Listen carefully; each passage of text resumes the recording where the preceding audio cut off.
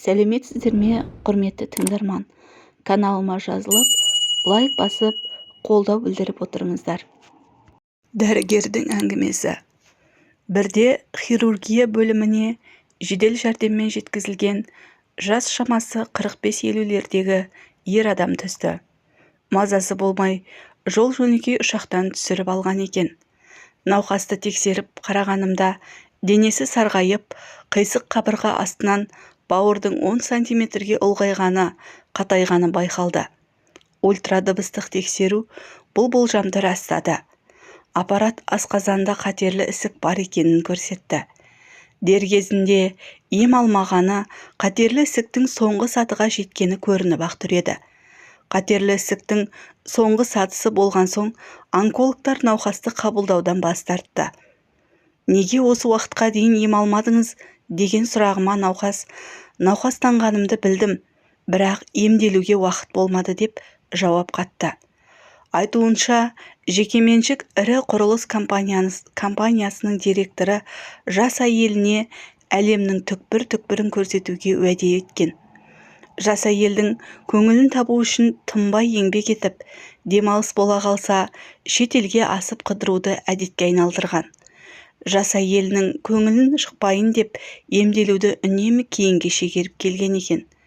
Бұл жолы да әйелінің көңілін шықпай емді кейінге қалдырып, Парижге бара жатқан жолда денсаулығы сыр беріп ұшақтан түсіріп алған. Науқастың жақсарып кетуінен ешқандай да үміт жоқ еді. Қайта бауыр мен бүйректің жұмысы нашарлап бара жатты. Науқасты өте ауыр халде өлім аузында жатқандарға арналған 2 кісілік бөлмеге орналастырдық. Ол науқас менің қарауымда болды. Ем жасай бастадық.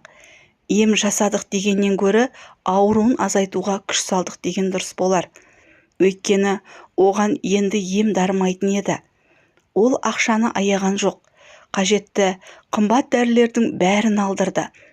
Сәл есін жиды, бірақ бұл оның өмірінің соңғы сәттері еді. Науқастың әңгімесінен білгенім, оның бірнеше үйі пәтері бар. Қазақстанның бірнеше аймағында фирмасының филиалдары жұмыс істеп жатыр. Жас әйелге үйленгеніне көп болмаған. Әйелін өте қатты жақсы көреді. Науқастанғанында кеш білген, бірақ емделуге уақыты жетпеген. Өйткені қайсы бір әнде айтылғандай, әйелге бәрі қажет: жеке үй, жеке машина, шуба, бриллиант, Париж, Дубай.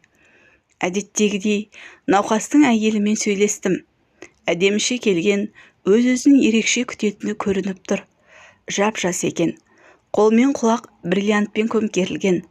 Әйеліне күйеуінің жағдайын айттым. Сағаты санаулы екенін де ескерттім. Бірақ әйелдің жүзінен қайғының табы байқалмады. Әдетте науқастың туыстарына ондай жағдайды хабарлағанда төбесінен су құйғандай қатып қалып, кейіннен іштегі бар эмоциясын бір-ақ ақтарып, жылап-сықтап жататын. Бұл жолы мүлдем бөлек көріністің куәсі болдым. Санаулы сағаттары қалғанын білген науқас заңгер шақырып, бар дүние мүлкін әйелінің атына аударды. Оның әйелінен басқа ешкімі жоқ екен. Дүние мүлкін әйелінің атына аударған соң науқас комаға түсті. Арасында 1-2 сағат есін жиды. Бар дүние мүлікті өз атына аударып алған соң әйелі мүлде жоқ болып кетті. Жоқ, арасында телефон арқылы хабарласып, әлі өлген жоқ па деп сұрап отырды. Бірақ содан кейін ауруханаға аттап басқан жоқ. Бұл бір өте аянышты жағдай еді. Комадан шығып, бір сәтке есін жиғанда науқас менен де, палатаға кірген медбикеден де, санитаркадан да үнемі әйелімді шақырыңдаршы деп өтінумен болды. Әйеліне телефон арқылы хабарласып, ең болмағанда 10-15 минутқа келіп кетуін сұрадым. Бірақ бәрі бекер еді. Ал науқас болса, әйелімді неге кіргізбейсіңдер деп бізге өкпе айтып ашуланумен болды. Науқастың соңғы демі таусыла бастады. Сағат 10:00. Науқастың жүрегі тоқтап, тыныс алудан қалды. Мұндай жағдайда реанимация жасалмайды.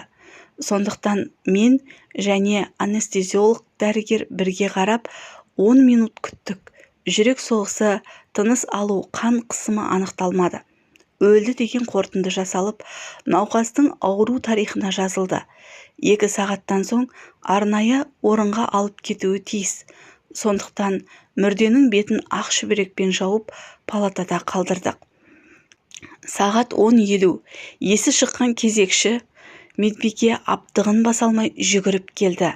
Науқас көзін ашып, үстіндегі ақ шүберекті лақтырып тастады. Әйелін шақырып жатыр деді. Бәріміз палатаға қарай жүгірдік. Қан қысымы төмен, жүрек соғысы әлсіз дегенмен есін біліп жатыр. Абырой болғанда палатадағы жасанды демалдыру аппараттарын алып кетпеген екен. Науқас әйелін шақыруды өтінді. Мен тағы да әйеліне хабарласып, мән-жайды түсіндіріп, келуін сұрадым. Қазір барам деген жауап алдым. Сағат 11:30. Тыныс алуы, жүрек соғуы тоқтады. Бөлім меңгерушісі, анестезиолог және мен науқасты қайта қарадық. Аппараттардың да еш көмегі болмады. Барлығы да нөлді көрсетіп тұр. Өлді деген қорытынды жасалды. Бірақ науқастың ауру тарихында ештеңе жазбадық. Бұрынғы жазылған қорытындыны да жыртып алып тастадық. 2 сағат күтеміз. Сағат 12:00. Науқас тағы есін жиды. Тағы да әйелін шақыруды сұрады. Барлығымыз аң-таңбыз. Тағы да әйеліне хабарластық.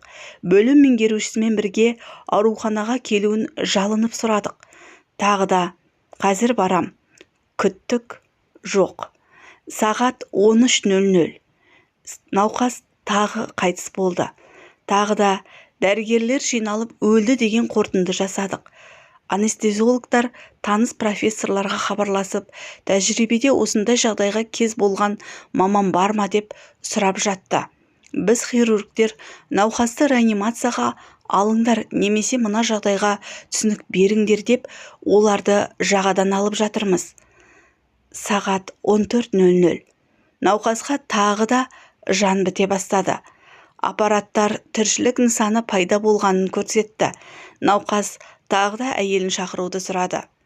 Тағы да телефон соғып аузыма келгенді айтып, ит терісін басына қаптадым. Ең болмаса, менің үстімнен шағымдануға келетін шығар, сол кезде күйеуіне бір көрініп кетер деп ойладым. Аздаған үнсіздіктен кейін тағы қазір барам.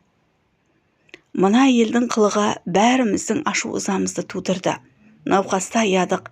Медбикелер теріс айналып жылап жүр. Тек Вера әжей ғана науқастың қасында. Қолын сипап, сәл шыда қарағым. Қазір әйеліңде келеді деп отырды. Сағат 15:20. Науқас қайтыс болды. 16:40 тірілді. Әйелін шақырды. Бірақ бұл жолы ешқайда хабарласқан жоқпыз. Айтпаса да түсінікті. 17:20 өлді. 18:00 тірілді. Бұл жолы әйелін шақырмады. Тек айналасын көзімен сүзіп шықты. Қасында Вера әжей екеуміз ғана қалдық. Өйткені мына көрініске әркімнің дәті шыдас бермейтін еді. Вера әжей анасының соғыс кезінде осындай жағдайдың куәсі болғанын айтты. Сол кезде жас жауынгер бір тәулік бойы бірнеше мәрте өліп, қайта тіріліп, анасын шақырумен болған екен. 19:20. Науқас тағы да қайтыс болды. Тек бұл жолы жан тәсілім етер алдында келмеді деген бір ауыз сөзді айтып барып көз жұмды. Тағы да 2 сағат күттік. Науқастың денесінде өлген адамға тән дақтар пайда бола бастады. Науқас қайтыс болды. Ғажап, неткен сүйіспеншілік. 9 сағат бойы ажалмен арпалысып, сүйген адамын бір рет көру үшін о дүниеден бірнеше мәрте кері қайтты. Ал сол сүйген адамының иттігін айтып жеткізуге көзім жетпеді. Әйел ертеңінде күйеуінің алтын бұйымдарын алып кету үшін келді. Алтын бұйымдарды беріп жатып, Вера әжей оның құлағына сыбырлады. Әйелдің өңі бозарып, ауруханадан қашып шықты. Қанша сұрасам да, Вера әжей әйелге не дегенін айтпай қойды. Арада жарты жыл өтті. Гинекологтар жалпы ауруханалық конференцияда пойызда қатты ауырып, біздің қаланың станциясында түсіріп алынып, шұғыл түрде біздің ауруханаға жеткізілген ауыр науқас жайлы айтты. Жатыр ісігіне шалдыққан, қан тоқтамай жатқан көрінеді. Мен хирург болғандықтан ол гинекологтардың проблемасы оның бізге қатысы шамалы деп аса мән бергенім жоқ. Түс ауа Вера әжей келіп оған ол дәл осы ауруханадан сені өзімен алып кетеді деп айтқаным дәл келді деді. Алғашында Вера әжейдің не айтып отырғанын ұққам жоқ. Сөйтсем, гинекологияда қан тоқтамай жатқан науқас сол баяғы күйеуіне бір келуге жарымаған жексұрын әйел екен.